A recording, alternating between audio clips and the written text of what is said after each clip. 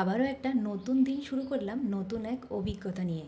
So hello everyone, আমি সৃজনী। আপনারা সবাই কেমন আছেন? সকালে ব্রেকফাস্ট কমপ্লিট করে রেডি হয়ে গেলাম ছেলের স্কুলে যাওয়ার জন্য। শুধু আমি রেডি হইনি, ওদিকে বরমশাইও রেডি হয়েছেন।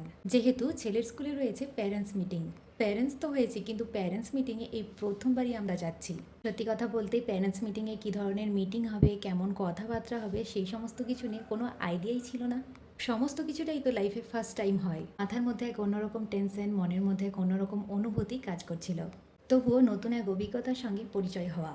যাই হোক, ছেলের স্কুলের মিটিং এজন্যই ছিল বাচ্চারা স্কুলের মধ্যে সারাদিন কি করে না করে সেই সমস্ত বিষয় নিয়ে। বাচ্চারা সবার সঙ্গে ঠিক করে কথা বলে কিনা, ঠিকঠাক টিফিন খায় কিনা। এখনো পর্যন্ত অনেক বাচ্চা স্কুলে গিয়ে কান্নাকাটি করে। সব বাচ্চা তো আর সমান না। যাই হোক, ওরা কিন্তু এখনো অনেক ছোট। আরও একটা কারণের জন্য মিটিংয়ে ডাকা, সেটা হলো কিছুদিন আগে ছেলের এক্সাম হয়েছিল। অবশ্য সেই ভিডিওটা পোস্ট করতে একটুখানি দেরি হয়ে গেছে, কাল পোস্ট করেছি। ছেলের যে এক্সাম হয়েছিল সেই এক্সামের পেপার দেবে বলেই মিটিংয়ে ডেকেছিল। তো লাইফে ফার্স্ট টাইম ছেলে আমার এক্সাম দিয়েছে। এই এক্সামের রেজাল্ট যে এত সুন্দর নিয়ে আসবে সেটা আমি কোনো দিনও ভাবিনি। যাই হোক, এক্সাম হওয়ার আগে ও স্কুলের ম্যাম আমাকে অনেক ধরনের পোর্শন দিয়েছিল। পরীক্ষা কী ধরনের হবে, কী ধরনের কোশ্চেন আসতে পারে, এই সমস্ত কিছু নিয়ে পোর্শন দিয়েছিল। আর সেগুলোই আমি ওকে ঘরের মধ্যে অনেক প্র্যাকটিস করিয়েছি।